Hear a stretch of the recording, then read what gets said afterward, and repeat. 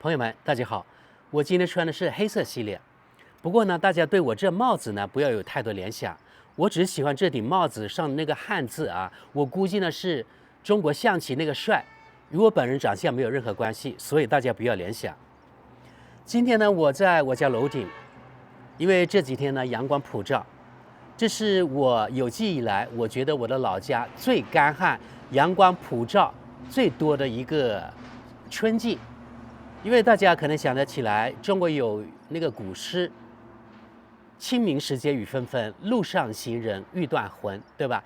描述的就是每年清明前后，我们中国南方雨纷纷，就是特别多雨的那个季节，那个景象。然后呢，特别的怎么说呢？伤感。但是今年完全不一样，我认为呢，可能这与全球变暖有关，因为我的记忆当中，没有哪一个年份有今年像这个春天那么热，那么多阳光，那么少这个下雨。我嫂子就说了，那个地里特别的干，现在每天都要浇水，否则那蔬菜长不出来。然后呢，我们这里的河水也非常的小，几乎的干涸了啊。所以呢，这是不是与全球变暖有关系呢？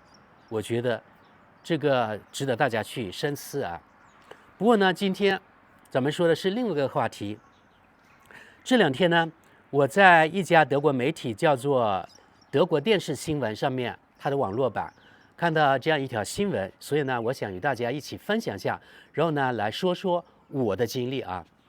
这条新闻说了啊，3名德国公民在美国被捕，为什么被捕呢？就是入境的时候，可能受到了美国这个入境的移民官员的盘问。然后呢，可能回答的不如意，然后呢就把他们逮捕起来了。这个德国电视新闻它的标题是"入境被逮捕，特朗普让赴美突然变成了有风险的行为"。近日，越来越多的外国游客在入境美国时被逮捕，还被关押，其中包括德国公民。这些受影响人士抱怨遭受不公平的待遇。而美国政府则表示，此举皆在保护美国本国的公民。据德国媒体报道，一系列入境美国时被捕的案例引发了游客以及旅居美国的外国人担忧。这些事件涉及多名旅客，包括德国公民，即使他们入境文件齐全，仍被拒绝入境。有些人甚至被关押在移民拘留中心，长达数日甚至数周。频繁发生的案件表明，这可能与美国总统特朗普推行的更严格的移民政策有关。在竞选期间，特朗普曾经承诺将加强边境管控，并增加驱逐行动。他在上任第一天便签署了行政命令，要求对所有外国人，无论是在美国境内的还是入境时，进行尽可能全面的审查。这些德语媒体说，尽管相较于庞大的入境人数，这些被捕案件仍属于极少数，但德国外交部近期呢，已在他们的网站上更新了针对美国的旅行建议，也就是说，向美国旅行发出了一定的警告。德国外交部网站发布旅行警告称，曾有美国犯罪记录在入境目的上提供虚假信息，或在美国停留时间即便略为超过期限，均可能在入境或者离境的时候被捕，还有呢拘留或者是遣返。德国外交部还强调，免签证旅行所需要的 ESTA 许可，也就是旅行授权电子系统，或持有美国签证，并不自动保证旅客能够成功入境。近期有不少德国旅客反映，在美国的机场及边境口岸，入境审查的问讯变得非常的严厉，因为很多德国人只说德语，或者说的英语不是特别溜，所以一定的语言障碍也可能进一步加剧沟通困难。而人家美国人，他肯定是只说英语啊，不会因为你是比如说德国人啊，或者是你是印度人，跟你说德语啊，或者是跟你说印地语，他们肯定也不会说。据德国媒体称，已知有3名德国公民在入境美国时被关押起来，其中2个人为游客。一名女性据报道因被指控在美非法工作而被拘留，另一名男性呢，因误解边境官员的问题，错误表示自己居住在拉斯维加斯，导致被扣押。据了解，这2名德国人均被关押数周后返回德国。还有第3起案件也是涉及一名德国人的，这是已知的德国媒体的报道啊，也许有更多呢。这是一名在美国长期居住的德国公民，他有美国绿卡。据其家属透露，他在美东的波士顿被逮捕，并已在拘留中心关押了2周时间。据悉啊，这名34岁的男子自2007年起便持有美国绿卡，也就是他拥有美国的长期居留权还有工作权。被捕后，他指控美方对他特别的粗暴，包括他在机场的时候遭到大声呵斥，并被迫脱衣检查。还有另外的事件是非德国人的啊，在入境美国的时候也受到了刁难，也受到了逮捕。有这样一位人士啊，位于美国东海岸的布朗大学肾病专家黎巴嫩籍医生拉沙阿拉维赫，尽管持有效签证，仍被拒绝入境，并且呢被立即遣返。美方官员声称，在他的手机中发现了疑似支持黎巴嫩真主党的内容。你看，他的手机也被监控，也被检查，也许他的电脑也被检查了。尽管法院曾下令暂停遣返程序，但他仍被迅速驱逐。类似情况也发生在持有合法居住身份的移民身上。其中最受关注的案例是巴勒斯坦裔的绿卡持有者，叫马哈默德·哈利勒，他是哥伦比亚大学的校友，并曾在该校园内参与支持巴勒斯坦的示威活动。美国政府以涉嫌支持哈马斯为由，在纽约曼哈顿将其逮捕，并计划将其驱逐出境。目前该案件仍在走法律程序。大家看看，就因为他在美国的某大学参与了校内的那个抗议活动，而且是支持哈马斯的，就因为这个被美国逮捕，这是算违背了哪一条法律呢？这就是美国啊。还有《纽约时报》报道，在一则报道中提到，多名受影响人士及其代表表示，他们之所以成为目标，并非因违法，而是因为曾发表特定言论，而美方则坚称这些逮捕行动是出于国家安全考虑。你看看，不是说美国有什么言论自由吗？那为什么人家发表了特定的言论之后就被逮捕了呢？这是不是自打脸？然后呢，出于国家安全考虑。你们可以看到，目前啊，在美国，在其他西方国家，只要想整你、想贬你、想刁难你，那有一个什么万金油式的理由，那就是国家安全。这你看又用上了。不仅是这些国家啊，然后呢，美国的盟友那些公民，像前面提到的3名德国公民，还有法国的科学家也受到了刁难。据法国媒体报道，美方官员在检查其手机时发现，他在私人信息中批评了特朗普政府的科研政策，随后以此为由不准其入境。你看看，就是因为批评了特朗普政府，你看看，这是不是所谓的言论自由呢？被拒绝入境美国，遣返。然而，美国国家安全部副部长特里西亚·麦克劳克林否认了这一说法，称该科学家违反了保密协议，持有美国某研究机构的机密信息。这个怎么说呢？这真是公说公有理，婆说婆有理，对不对？到底是法国科学家说谎，还是美国这边说谎呢？这个我们就不得而知了。未来是否会有更多类似的事件，尚不得而知。但有迹象表明，美国政府正在削弱内部监管机制。《纽约时报》的报道称，美国国土安全部已解散几乎整个公民权利事务部门，这意味着美国移民政策的一项核心监督机构被废除了。据悉啊，超过100名员工被告知必须在60天内另谋职位，否则将面临解雇。其实就是变相的解雇，因为你60天之内另谋职位，也就是说60天之内你就必须离开这个工作岗位，那就是60天之内被解雇了呗。只不过它有一个更冠冕堂皇的理由而已。好，刚才呢我们是看了德国新闻电视的这篇报道，你看德国公民进入美国的时候也受到刁难，也受到那个逮捕，而且受到了所有的虐待。记得好像每年都有一个什么含金量最高的护照这个排名，对吧？像新加坡啊、日本呐、还有什么西班牙呀，好像韩国呀，另外呢，德国啊这种国家，还有芬兰好像吧。刚才说那些国家都是所谓护照含金量最高的国家和地区，但即使这样，你含金量再高，你进入美国的时候也都是屁。从这点呢，我来说说我的经历吧。对德国呢，其实进入美国可以说是免签的，只不过呢，在网上有个 ESTA 要做登记，就登记一次呢，有效期是2年，在2年之内，你可以不限次数来往于美国、德国之间。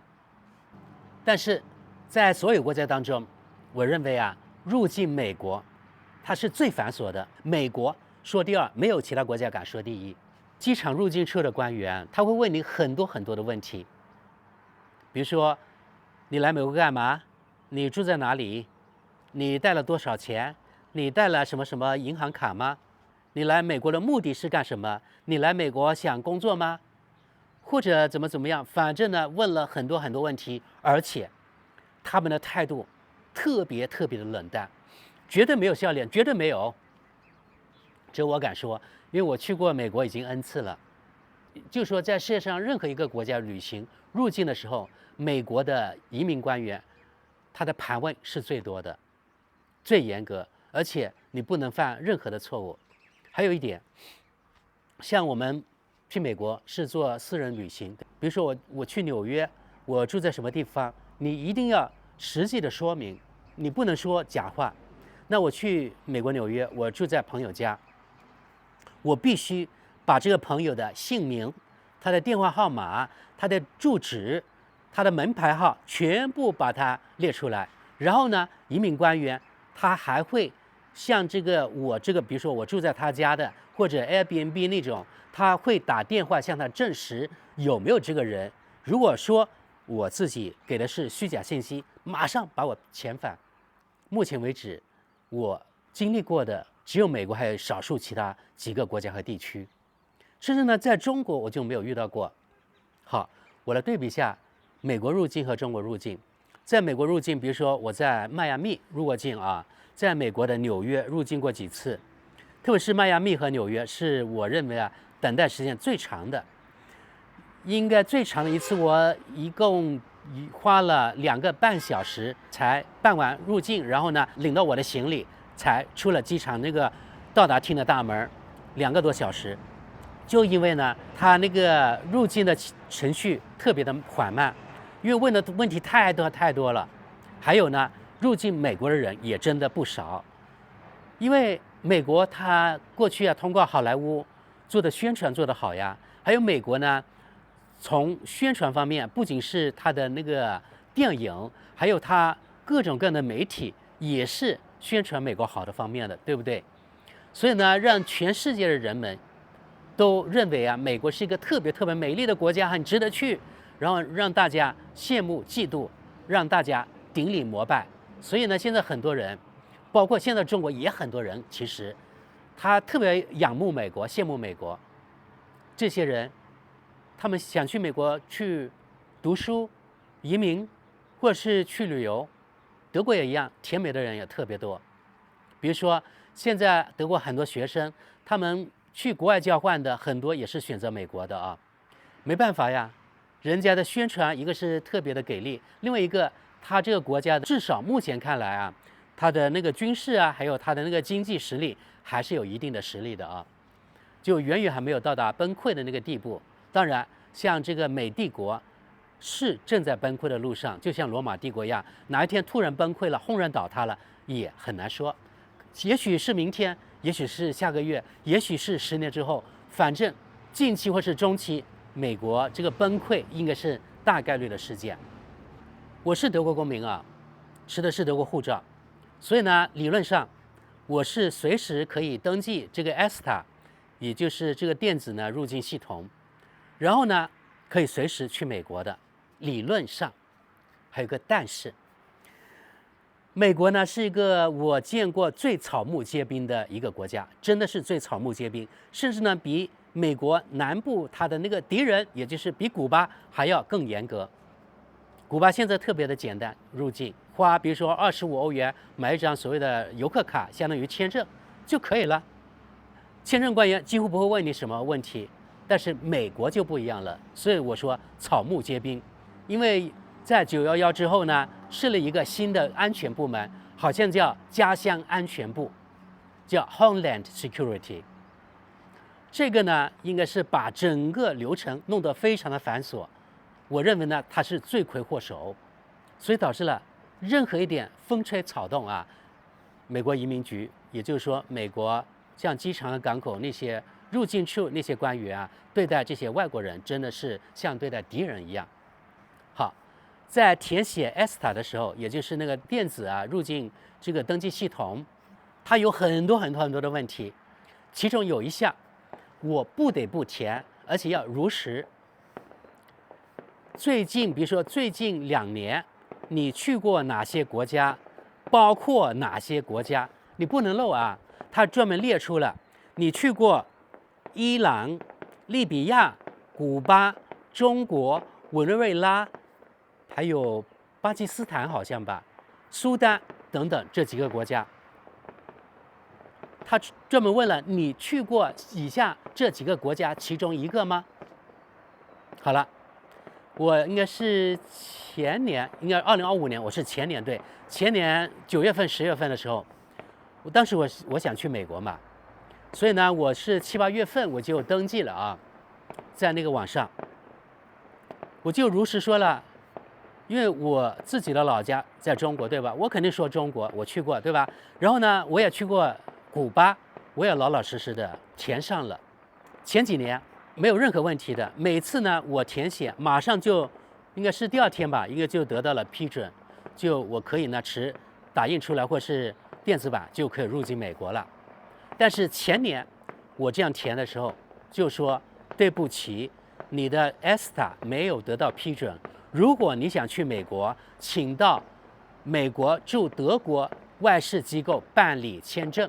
这个 ESTA 这10几美元的手续费是没有退的啊。他拒绝你，但是这费用他就保留。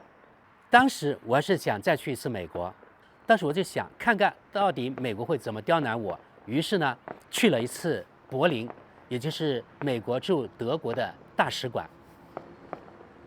那个大使馆的安全特别的严格，可以说戒备森严。它是在德国西柏林这边，在有点郊区的地方。我是坐那个地铁去的。真的特别严格，外面有安检，好像在大概排队100米的地方就提醒你怎么样了。然后呢，进入大门的时候有安检，进入之后呢又有一次安检，反正非常的严格，不能带包进去，不能带包，而且他不提供存包的地方啊，就有这么操蛋，怎么办呢？好，我在网上看了，在附近有一家小酒店，它的前台它提供这个存包服务，这可不是免费的啊，要交钱的。我记得不错的话，不是5欧元就是10欧元，反正你得交给他。然后呢，你就空手拿着你的护照，还有拿着你的那些打印出来的那个表格，在一个 A4 的那个透明的那个东西里面，那个夹子里面，然后呢就去大使馆办理签证了。那天我是如实的这样去做了啊。然后呢，轮到我的时候。我不得不说啊，美国驻德国大使馆的签证官，他们的态度还是不错的，对我也很客气。他问我去美国干嘛，我说想再看看美国，我有个朋友在纽约，我也想去看看他，这也是如实告诉他。另外呢，我就问了他，以前每一次呢，我申请 ESTA 的时候都是没有任何的问题就给我通过了，但这次没有通过，是不是因为我去过古巴呢？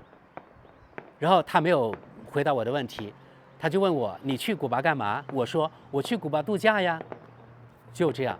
然后我说我也去过中国，因为我的父母在中国，这也是如实回答他。大概问了5分钟吧，还是2、3分钟，我忘了。反正问了大概10几个问题之后，我对答如流，因为没什么可隐瞒的，我就去美国去看朋友啊，我就住在他朋友家呀。所以呢，他说你的签证没问题了，我们给你10年签证吧。当时我吓了一跳，当然是非常的惊奇了啊。一下子给我10年。前面我想那个申请2年他不给，现在呢我自己本人去给我10年。后来我听说，其实呢美国的签证一般他给5年或者是10年，就看你这个人呢过去入境美国的时候在美国的记录怎么样。我把这个信息呢反馈到我的微信朋友圈，其实呢微信朋友圈的朋友们告诉我，美国人给中国的很多人的签证也是10年的，所以对我来说其实没有什么所谓的优待，因为我是德国护照，并不是这样。给中国护照的持有人，他们也是给10年签证。这就是我做一个德国护照持有者想进入美国我自己的经历，就是因为我去过美国列入黑名单其中的一个国家，那我就不能通过这网上登记的这 ESTA。如果我想去美国，我不得不肉身前往美国驻德国的领事机构。我的例子呢，就是要亲自去柏林。你看，对我来说产生了另外的费用有很多，来回火车票，德国的火车还是比较昂贵的。然后呢，在柏林的住宿费，还有签证费，我记得签证费也挺贵的，好像170还是200美元左右，反正不便宜啊。这样来来回回一趟折腾我，然后呢，让我白白又多花了好几百美元，劳民伤财呀。美国搞出这样的政策，让人非常的无语。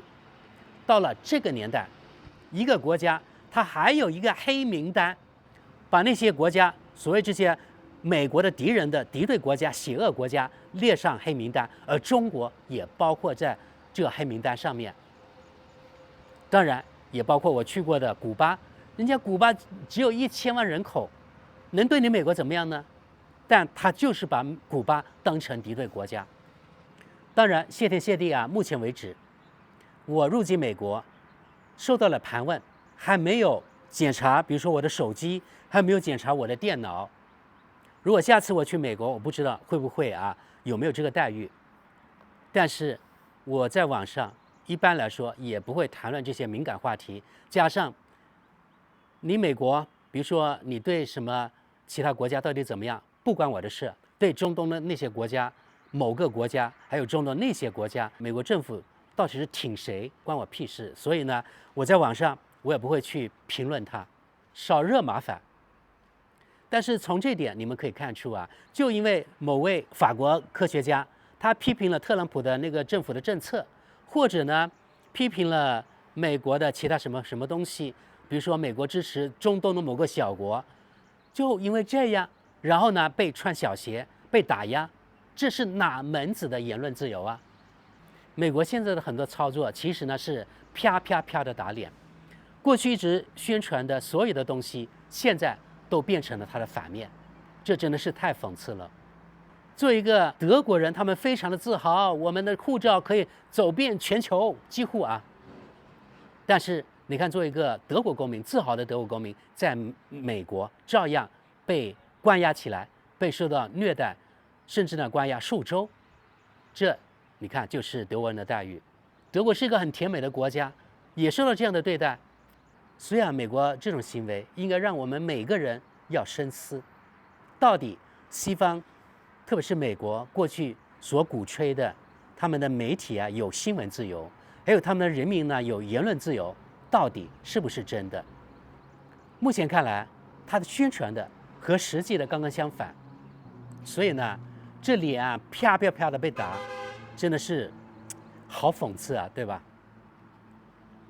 另外，说到那个含金量很高，我记得就是德国护照的那个免签国呀，什么落地签的国家，反正就是说走就走的旅行，好像持德国护照可以走遍全球190多个国家和地区。但是对这个说法，我现在反而表示怀疑了，因为啊，德国护照去什么印度啊要签证，去俄罗斯要签证，还有去非洲很多国家要签证。那如果是把这些国家加起来，把印度啊，把俄罗斯加起来，还有把朝鲜也加起来，对吧？那真正的免签的国家和地区，也许像德国护照达不到190个。所以这个数据呢，是不是准确？我现在打个很大大的问号。那其他国家像什么日本呐、新加坡的护照，是不是也有那么多免签的国家和地区呢？也应该打个问号。好，朋友们，今天呢，咱们讲的是德国媒体报道，有3名德国人持德国护照的人，在入境美国的时候被盘问、被逮捕、被投进监狱，甚至呢数周的时间，就因为他们手机里有美国所谓的敏感内容，就因为他们说了什么什么样的话。还有德国媒体报道，黎巴嫩的什么人士啊，还有法国的科学家，都在入境的时候，因为他们说了一些话而被美国官员遣返，而且美方怎么知道，恰恰是这个旅客，他当时去参加了在美国校园内支持什么哈马斯的游行示威呢？那是不是说明美国这个国家是个监控大国呢？过去像美国还有德国，不是老是说嘛，中国是政府监视全民的国家吗？目前看起来，美国与中国相比，是不是小巫见大巫呢？因为你说的多了，然后世界人民知道更多，那你就更尴尬了。除非你不知道什么叫尴尬，这都是对美国最强烈的啪啪打脸。美国以前宣传了什么自由，反而现在恰恰这方面没有自由。你们说这是不是特别讽刺呢？好的，各位，你们有什么想法呢？请在下面留言。特别是那些已经去过美国的人，你们当时呢，如果是中国大陆的公民，你们申请美国签证的时候经历了什么？然后呢，你们在入境的时候受到了移民官员怎么样的盘问？如果大家有勇气啊，也就是说不怕美国穿小鞋，请在下面留言。感谢你们，那我们下期见。